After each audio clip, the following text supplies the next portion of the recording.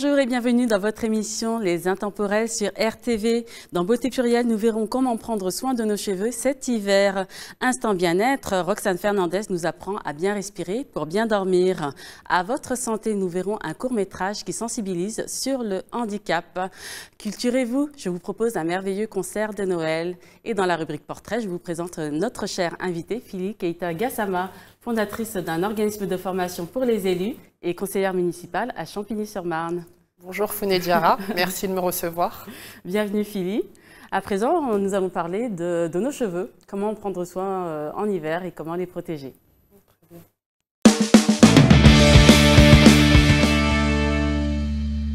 Il fait très très froid. Je ne sais pas pour toi, mais non seulement les degrés sont assez bas et en plus la sensation est terrible.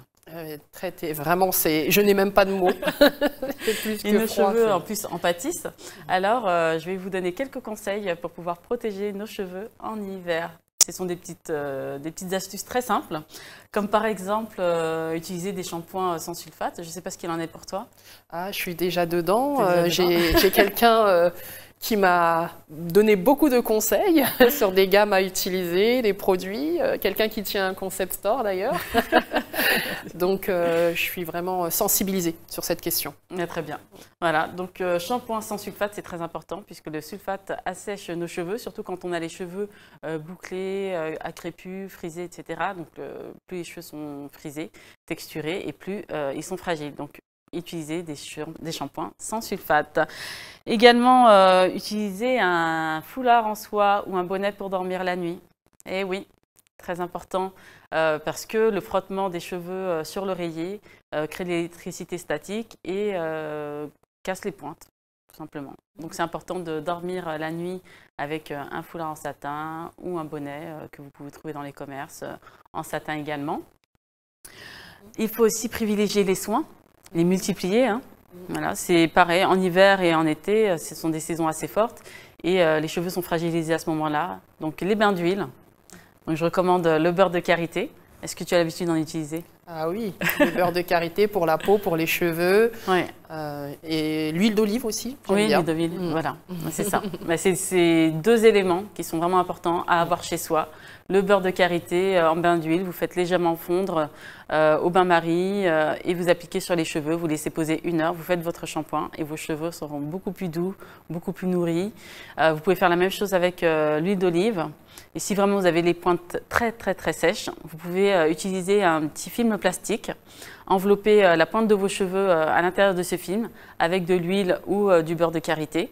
Vous refermez avec un élastique ou un fil et vous laissez poser pareil toute la nuit. Le lendemain, vous rincez, vous lavez les cheveux et là aussi, ça permettra de réparer les pointes sèches.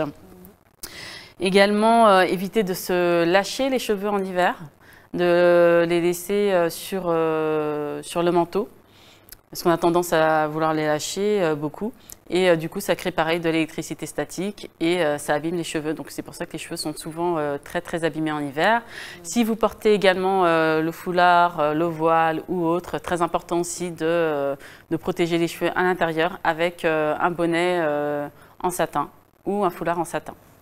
Bien. Voilà, des petites astuces très simples pour l'hiver. N'oubliez pas de vous hydrater aussi de l'intérieur, boire beaucoup d'eau, des infusions.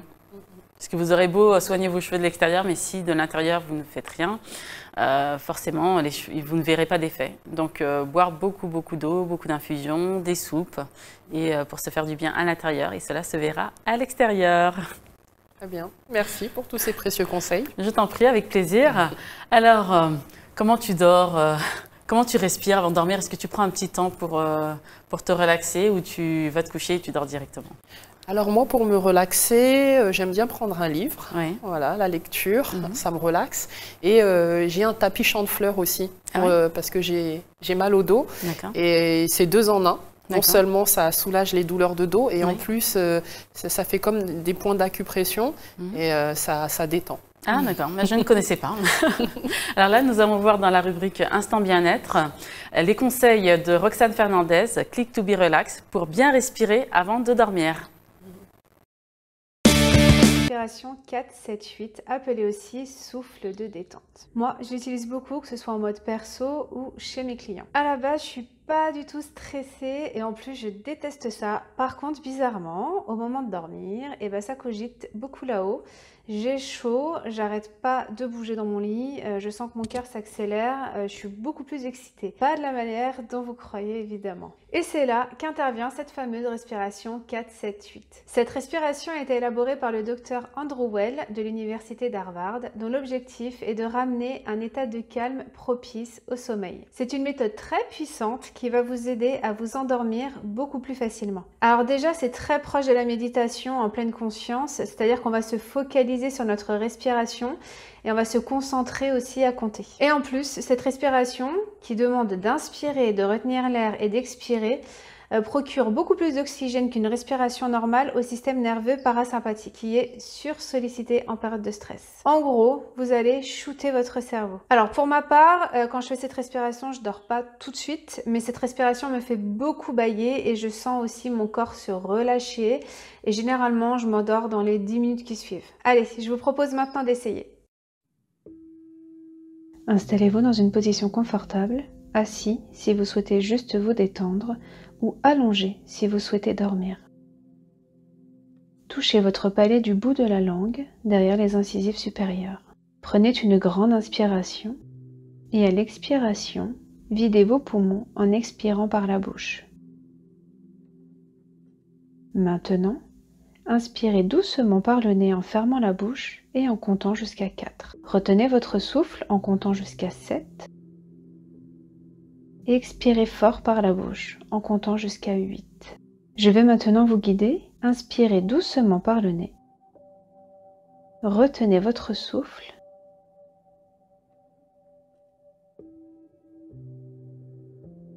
Et expirez fort par la bouche. Encore une fois, inspirez doucement par le nez en fermant la bouche. Retenez votre souffle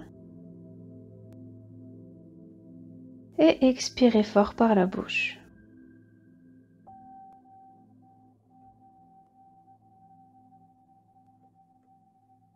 Vous pouvez répéter cet exercice 2 à 3 fois dans la journée pour trouver la détente et la relaxation nécessaires. Et si vous souhaitez que ce soit plus efficace, pratiquez cette respiration régulièrement. Après quelques mois de pratique, vous pouvez observer des changements physiologiques. Votre rythme cardiaque ralentit et la tension artérielle diminue. Certaines personnes arrivent même à s'endormir en 1 minute.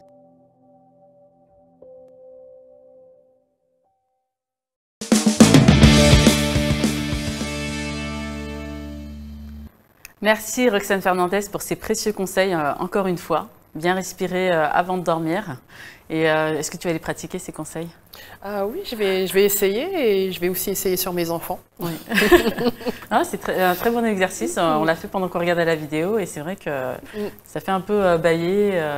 On est détendu. Complètement. Ouais, donc je pense que c'est un bon exercice aussi avant un moment qui peut être stressant pour se détendre. C'est ça. Et s'endormir dans les 1 minute, j'aimerais bien par contre. Ça, je n'ai jamais réussi, moi. Oui. Moi, je m'endors très vite de manière générale, mais c'est vrai que quand on fait plein de choses, quand on a une charge mentale aussi élevée, surtout nous les femmes, on en a beaucoup, avec les enfants, la gestion de la vie familiale, c'est vrai qu'on peut avoir tendance à avoir du mal à s'endormir, ou les personnes qui sont dans l'entrepreneuriat, etc. C'est ça. Qui ont plein de choses dans la tête. Voilà, pour redescendre, c'est pas mal. Très bien. Alors, on va passer à la rubrique « À votre santé ». On va regarder un court-métrage, La rencontre, qui nous parle du handicap.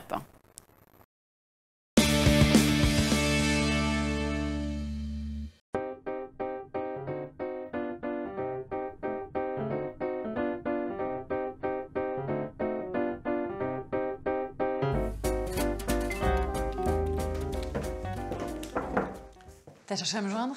Oui. Faut absolument que tu m'aides, là. Ma prochaine cliente, Madame Garin. Elle est aveugle. Mon assistant avait complètement oublié de me prévenir. Je sais pas comment faire, moi. J'ai jamais géré ça. Et comment je peux faire pour t'aider? Bah, tu te souviens, il y a 15 jours, tu t'en étais super bien sorti avec ton client en fauteuil. Du lac? Ouais. Enfin, il est tétraplégique, ça n'a rien à voir. Oui, mais t'as plus d'expérience, toi. Moi, je sais pas faire. Comment je lui dis bonjour? Et si elle apporte des documents en braille, je fais quoi? Enfin, elle va pas t'apporter des documents dont elle sait que tu pourras pas te servir. Ah, Sylvie, s'il te plaît, j'ai besoin d'aide. Bon, ok. Tu sais quoi? On va faire une mise en situation. Ok. Va t'asseoir. Ok. Entrez. Bonjour. Bonjour, Madame Garin. Qu'est-ce qui se passe? Je te tendais la main, en fait. Comment veux-tu que je le sache? Ah bah oui. Bonjour, Madame Garin. Bonjour. Je vous en prie, asseyez-vous. Où? Ah merde. Non, oui. Je vous en prie, suivez-moi. Voilà. Si vous voulez bien vous donner la peine de vous asseoir, la chaise est ici. Voilà, je vous en prie. C'est fort aimable à vous. Merci. Hein. Voilà, n'hésitez pas. Super. Qu'est-ce que tu fais? Tu peux me parler normalement, hein? Bah oui. Oui, pardon. Ok, donc, on récapitule. Vous exercez la profession de restauratrice et... Attends, elle bosse dans un resto? Ça doit être hyper chaud pour tout. Mais enfin, tu l'imaginais toute seule chez elle toute la journée? Non, j'ai pas dit ça. Bon, je reprends. La session des parts du restaurant est compliquée, compte tenu de ce qu'il représente pour votre famille. Vous souhaitez racheter les parts de votre ex-mari, mais celui-ci est réticent à cause de votre situation, à cause de votre situation de trouble, de handicap, de malvoyance. Non-voyance. Oui, voilà, c'est ce que je disais. Cécité? Non, vraiment, je préfère non-voyance. Pourquoi? Enfin, Bastien, si une cliente te demande, je sais pas moi, de l'appeler par son prénom, tu vas l'appeler par son prénom, point. Tu discutes pas. Mais là, c'est pareil. T'as pas à lui demander pourquoi. Oui, t'as raison. Du coup, vous avez trouvé un nouveau compagnon pour vous aider? Pourquoi pour m'aider? J'imagine que c'est votre mari qui devait faire le plus gros des tâches matérielles chez vous, non? Enfin, je veux dire, plus que dans une famille normale, en tout cas. Et c'est quoi, une famille normale? Sylvie, tu m'as compris, là? Non, Bastien, vraiment, je sais pas ce que c'est, moi, normal. Je sais pas, toi, regarde, tu bosses 15 heures par jour, tu vois jamais tes enfants, moi non plus d'ailleurs. Tu trouves que c'est normal, ça? Bah non. Voilà, si vous pouviez juste signer ceci... Ah oui.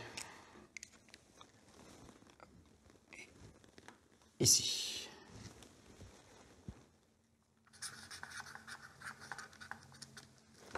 Merci. Et vous n'oublierez pas de m'envoyer le pièce manquante. Vous aurez besoin d'aide? Non, ça va. On n'est plus au 19e siècle. Il y a des aides techniques maintenant. Ah oui? Comme quoi? Comme la synthèse vocale par ordinateur, par exemple. Ah oui. Oui, pardon, bien sûr. Non, je me disais que quelqu'un qui vous aide, ça facilite toujours les choses. Pourquoi? On s'en est très bien sortis tous les deux, non? C'est vrai. Merci. Bon, je vous raccompagne? Par ici. Eh bien, au revoir, Madame Garin. Au revoir, maître. Eh ben, Bastien, au rythme où tu progresses, tu vas devenir un spécialiste des problèmes de handicap. Des problèmes? Il n'y a pas de problème quand on sait s'adapter, cher consoeur. Ouais, tu faisais moins le malin il y a 10 minutes, hein.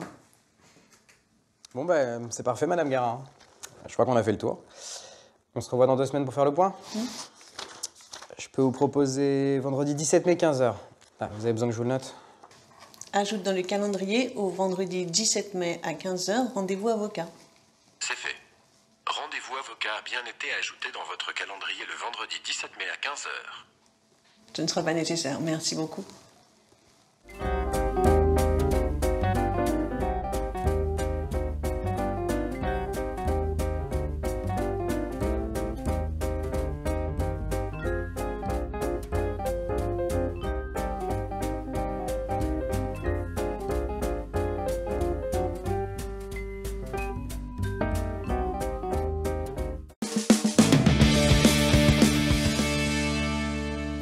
Bravo à l'association Droit Pluriel pour cette vidéo, encore une fois, très instructive. Donc le 3 décembre, on le rappelle, c'était la journée du handicap.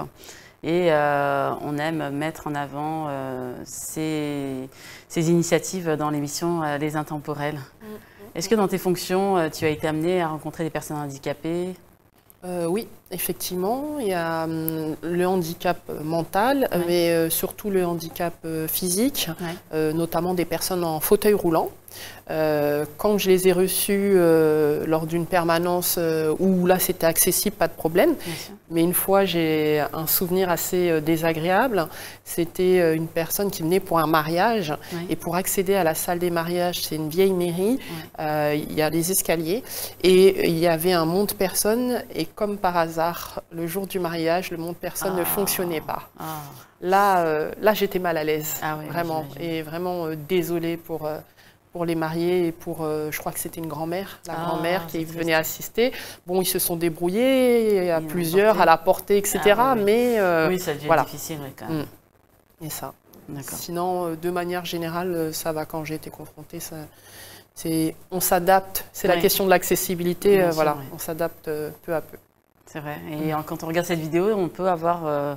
sans involontairement avoir des clichés. Complètement. Alors qu'il y a des choses toutes simples et qu'il suffit d'être à l'écoute. C'est ça, tout à fait. Les personnes qui sont dans ces situations savent s'adapter. Et effectivement, nous, on peut avoir nos idées reçues quand on n'est pas concerné de près ou de loin.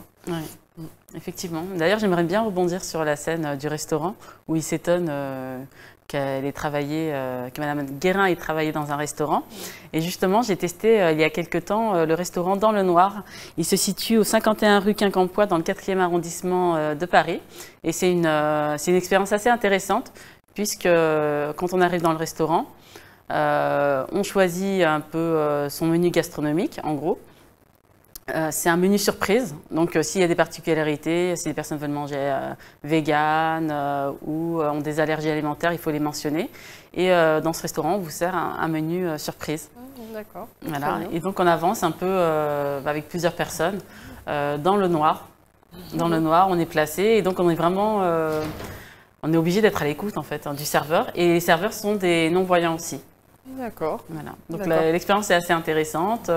Ça permet de développer ses autres sens aussi, puisqu'on ne sait pas exactement ce qu'on mange et ce qu'on boit aussi. Enfin, on sait ce qu'on boit à peu près, ce qu'on a, comment dire, les particularités. Par exemple, si on demande une boisson sans alcool, donc on aura une boisson sans alcool, mais on ne va pas savoir exactement de quoi elle est composée.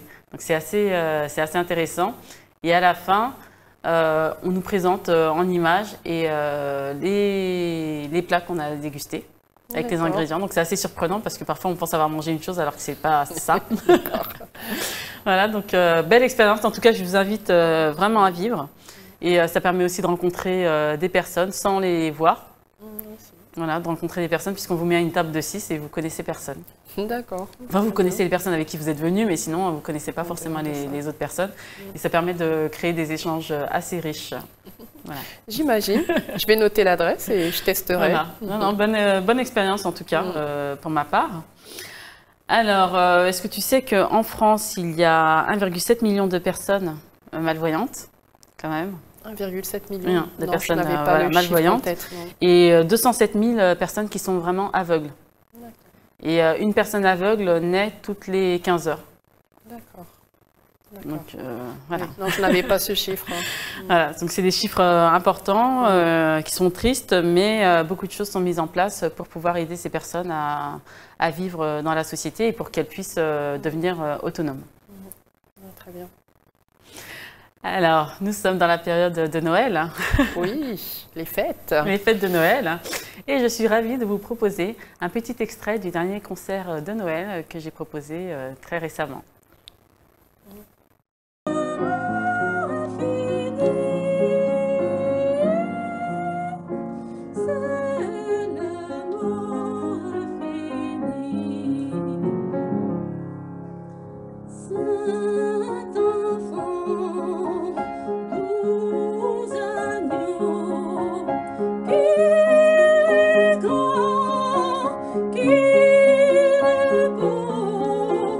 Oh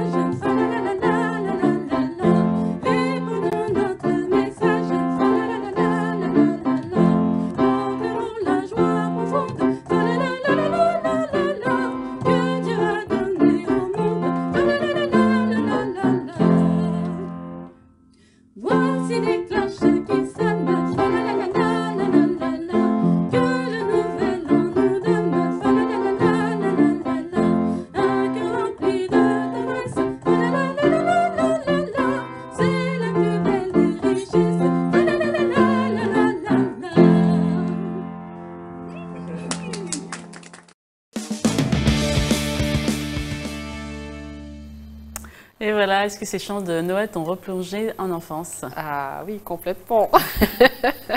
Dans l'enfance, dans la magie, dans la magie des fêtes de fin d'année. Ouais. On aime voir les illuminations dans les centres-villes, sur Paris. Et voilà, oui, c'est l'enfance quand on croyait au Père Noël. Oui, c'est ça, voilà. La période festive, les illuminations de Noël, les décorations, les sapins dans les écoles, un peu partout. Sans oublier le chocolat, ah, le foie gras. Oui. Toutes ces gourmandises, je pense qu'à partir de janvier, on va faire les émissions là pour la détox. Détox après les fêtes, après les dégustations de chocolat. On se fait plaisir. Voilà. Et puis voilà. Chaque chose en son temps. Chaque chose en son temps, oui. En tout cas, ce fut un plaisir de vous proposer ces extraits de ce concert de Noël. J'adore chanter les chants de Noël qui me rappellent mon enfance et aussi voilà, toute cette belle période qui se fête à l'international. Magique. Voilà, fête magique, effectivement. Bravo. Merci beaucoup. Alors maintenant, nous allons parler de toi dans la rubrique portrait. Ah. Allons-y.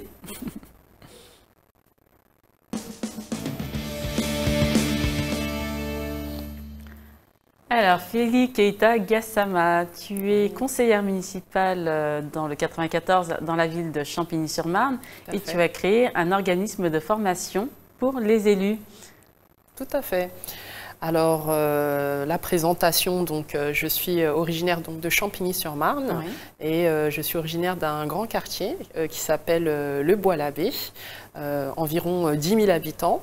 Donc, j'y ai fait mon enfance, ma jeunesse, mes études. Concernant mes études, j'ai fait des études plutôt dans la comptabilité au départ. Donc jusqu'au BTS comptabilité et à travers les stages, je me suis rendu compte que ça n'était pas pour moi. Et du coup, j'ai rebondi sur une licence administration publique. En parallèle, j'avais un métier job étudiant d'animation et je me suis rendu compte qu'il y avait quelque chose avec la jeunesse qu'il fallait que je creuse de ce côté-là. J'ai fait un Master 1 en sciences de l'éducation et puisqu'en fait, dans la comptabilité, il me manquait le contact humain. D'accord. Il me manquait ça. Et j'ai des grandes sœurs bienveillantes qui me conseillent, qui me disaient mais fais les deux, fais les deux. Enfin voilà, si tu es bonne dans la compta, etc. Mais voilà, je suis partie de ce côté-là. C'est ça, allier tout ça. Voilà. Parce que certes, j'étais très bonne en comptabilité, mais voilà, il me manquait rester dans un bureau avec l'ordinateur, les chiffres, toute la journée, il me manquait le contact humain. D'où licence administration publique, peut-être pour rentrer dans la fonction publique, et le sciences de l'éducation pour tout ce qui est la jeunesse, l'éducation, où je pense que je pouvais apporter quelque chose. Et quand je termine mes études, il y a une aventure municipale. Qui fait que je me lance en politique. Je m'investis d'abord dans ma ville et puis après je me lance en politique. 2 mandats en tant qu'adjointe au maire dès l'âge de 24 ans. Quand même. Et un mandat là en tant que conseillère municipale dans l'opposition. Donc c'est assez intéressant de voir comment ça se passe dans une majorité et de voir comment ça se passe de l'extérieur. C'est une belle expérience pour toi. J'aimerais bien revenir en fait sur la période du tout début. Comment tu as eu envie de t'engager politiquement? Parce que certes, tu peux être investi dans ta ville comme ça, mais comment tu t'es dit, tiens, je vais faire de la politique? Alors, est-ce qu'on peut parler du hasard? Moi, j'aime bien parler du destin plutôt. Le destin, c'est... Comme j'ai travaillé justement dans mon job étudiant à la jeunesse, ça m'a donné encore plus envie de m'investir dans ma ville. Et il y a eu une année où les élus se sont rendus une délégation en Palestine, parce que Champigny était en partenariat avec la Palestine. Et ce voyage, il m'a rapproché plus près des élus. Du coup, au retour, j'étais souvent sollicitée. Et je m'intéressais de plus en plus un peu à ce qui se passait politiquement sur ma ville. Et franchement, jamais j'avais imaginé me retrouver dans une équipe. Et puis, ils partent, l'ancien maire, donc paix à son âme, Dominique Adneau, dit, voilà, il faudrait du renouvellement, il faudrait des jeunes, etc. Et de là, on me propose de partir dans cette aventure. J'hésite. Et comme l'entourage toujours, donc des personnes me disent « mais si, vas-y, c'est juste la reconnaissance en gros de ton investissement ». Et la politique, etc. Bon, j'y vais, finalement, je me lance. Et pas déçue, c'est super intéressant, super enrichissant. Et voilà comment je me retrouve dans cette aventure, parce que c'est une aventure. J'imagine, maire adjointe à 24 ans. Tout à fait. Et il y a un journaliste un jour qui m'avait interviewée en me disant que j'étais la plus jeune de France. Ah oui. J'ai jamais vérifié, en 2008. Donc voilà, une femme dans la politique, jeune. Donc c'est une belle expérience que je souhaite à un maximum de citoyens de vivre au moins un mandat. Oui. Et quel était ton mandat, ton premier mandat? Alors mon premier mandat, je m'occupais du coup des deux grands quartiers, donc le Bois-l'Abbé, les Mordacs et la jeunesse en cours de mandat. Et le deuxième mandat, je m'occupais de la communication et de la démocratie participative. Voilà. Et quel mandat tu as préféré? Franchement, au niveau des fonctions, franchement, c'est tout aussi intéressant, vraiment. Après, c'est juste que le premier mandat, on observe, on apprend, alors que le deuxième, voilà, on est un peu plus dans l'action. Donc, c'est pas, je sais pas si je peux vraiment comparer parce que j'avais pas le même âge, j'avais pas la même expérience. Et c'était pas la même période aussi. Il y a tout ça qui joue parce que pour les collectivités, c'est difficile. C'est difficile, il y a de moins en moins de ressources et il faut faire répondre aux besoins des habitants qui sont de plus en plus grandissants avec moins. Donc voilà, il y a ça, ça rentre dans la balance, c'est compliqué de comparer. Je vais dire j'ai aimé les deux mandats. D'accord. Et à quoi ressemble la vie d'un élu? Ce sont des fonctions que tu exerces en plus d'une fonction professionnelle ou juste à temps plein? Tout à fait, c'est une très bonne question parce que beaucoup pensent que quand on est élu, on a forcément arrêté notre vie professionnelle. Ça n'est pas le cas pour tout le monde. C'est vrai qu'on avait beaucoup d'élus qui étaient à la retraite, mais la plupart maintenant, il y a un renouveau, il y a beaucoup d'élus qui sont jeunes et qui donc ont un travail. Donc c'est mon cas. Je n'ai jamais voulu laisser mon travail. Il y a des gens qui peuvent laisser, et ça se respecte aussi, leur travail, mais moi, ça n'est pas mon cas. J'ai toujours travaillé en parallèle dans une autre collectivité et plus la vie de famille, bien sûr. Voilà, on essaye d'allier tout ça, de concilier tout ça. Voilà, si j'ai répondu à... Oui, bien sûr. Merci, bravo d'avoir réussi à exercer toutes ces fonctions avec brio. Et est-ce que le travail est un peu moins intense quand on est dans l'opposition ou c'est encore plus intense? Ah oui, non, c'est beaucoup moins intense. Non, ça c'est une certitude. C'est pour ça que vraiment, j'admire toute personne qui s'engage parce que je sais le temps, les sacrifices que ça demande, ce que ça prend. Être élu dans l'opposition, c'est un travail complètement différent. Voilà, c'est défendre un peu nos valeurs et défendre là pour le coup ce que nous on a mis en place. On n'a pas envie que ça soit cassé. Donc ça va être ça, mais c'est beaucoup moins de réunions. Voilà. Il y a les différentes instances où quand on est dans une majorité, voilà, il y a des obligations d'être présent. Nous, ça n'est pas le cas quand on est dans l'opposition. Ça demande quand même une certaine présence, mais pas la même charge que quand on est adjoint au maire. Et donc, c'est toute cette expérience, cette riche expérience qui a fait que tu as décidé de créer ton propre organisme de formation pour les élus. Quel était le besoin? Tout à fait. Alors, le besoin, parce que moi, en tant qu'élu, justement, à 24 ans, sans expérience politique, enfin, voilà, c'était pas un destin tout tracé d'aller dans la politique. J'ai pas fait Sciences Po, mais j'avais quand même mon expérience, mon vécu, et il est important quand même d'outiller les élus. C'est vraiment indispensable d'être accompagné sur des questions parce que ça change très vite. Un mandat, c'est certes 6 ans, mais 6 ans, ça paraît à la fois long, mais ça passe très très vite.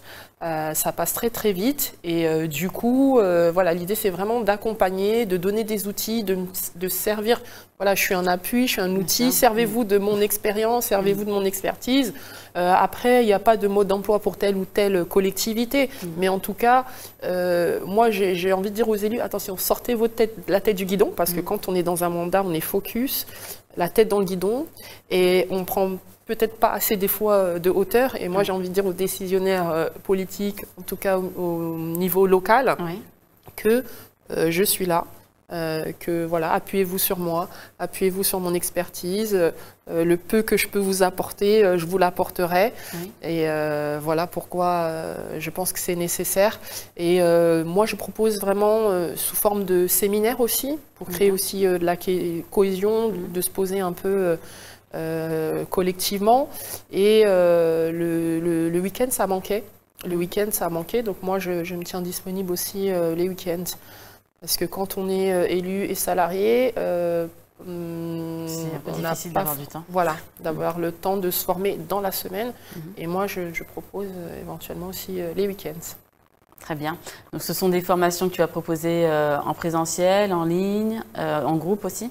Tout à fait. Ça peut être du collectif, ça peut être de l'individuel. Vraiment, je m'adapte en fonction de la demande, en fonction du besoin.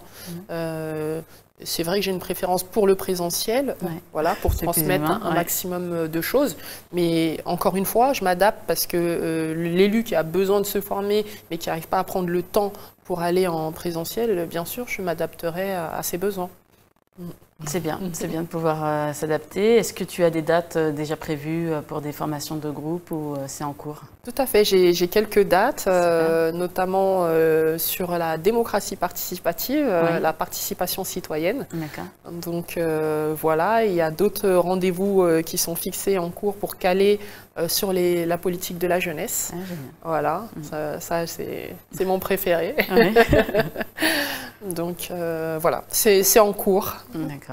Bon, bah, très bien. Et est-ce que ça va être ouvert? Est-ce que tu vas proposer un jour des accompagnements ouverts à des personnes qui aimeraient se lancer dans la politique un jour sans être déjà élues? J'aimerais bien, oui, effectivement. Moi, le but, c'est vraiment cette expérience-là. Si elle peut apporter au-delà des élus, pourquoi pas, bien sûr. Après, c'est voilà, étape par étape. Mais c'est vrai que premier... Tout à fait. Moi, vraiment, et d'ailleurs, je le fais de manière bénévole. J'ai pu le faire voilà, aux dernières élections, des personnes qui se tâtaient, qui hésitaient. Voilà, j'ai pu le faire aussi de manière un peu informelle, bénévole. Et oui, ça m'intéresse, toutes ces bonnes volontés-là, puisque je dis, c'est une expérience qui vaut vraiment la peine d'être vécue. Et qu'est-ce que tu dirais à une personne, à un jeune qui a envie, qui aurait éventuellement envie un jour de s'investir dans la politique? Je lui dirais fonce.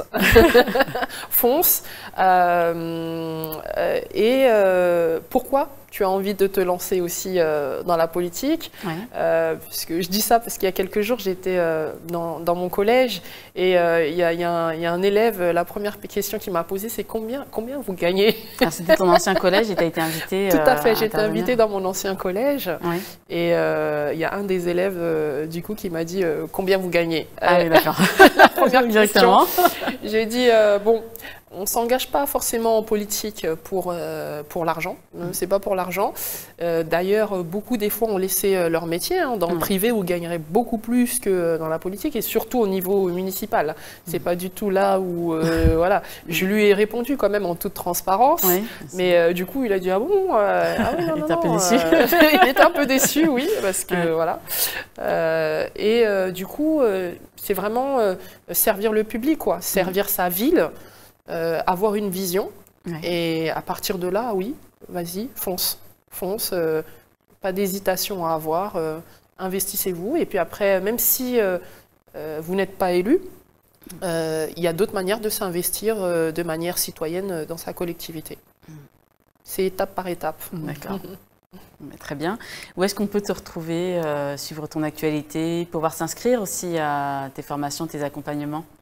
Alors j'ai une page Facebook, j'ai une page, j'ai un Instagram, je suis parfois sur TikTok aussi. Ah, très bien. Tu donnes des conseils dessus? Oui, tout à fait. Et puis j'ai mon adresse email, voilà, où je suis joignable également. D'accord. Et les prochaines dates, elles auront lieu quand? Les prochaines dates, le 28 janvier, donc c'est la formation sur la participation citoyenne. D'accord. Donc si vous êtes élu et que vous avez besoin d'un accompagnement, besoin de vous améliorer, besoin de vous performer, besoin aussi tout simplement de rencontrer d'autres élus aussi.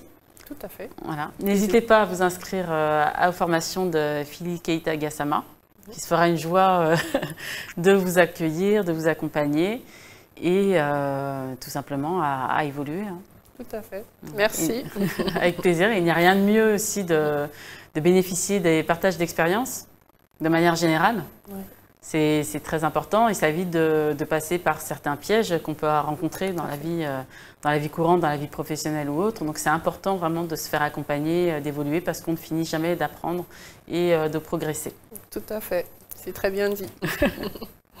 Les intemporels, c'est déjà terminé. J'espère que tu as passé un bon moment. Ah oui, un très bon moment. Merci. Merci pour l'accueil. Avec plaisir. J'ai passé un très bon moment aussi à ta compagnie.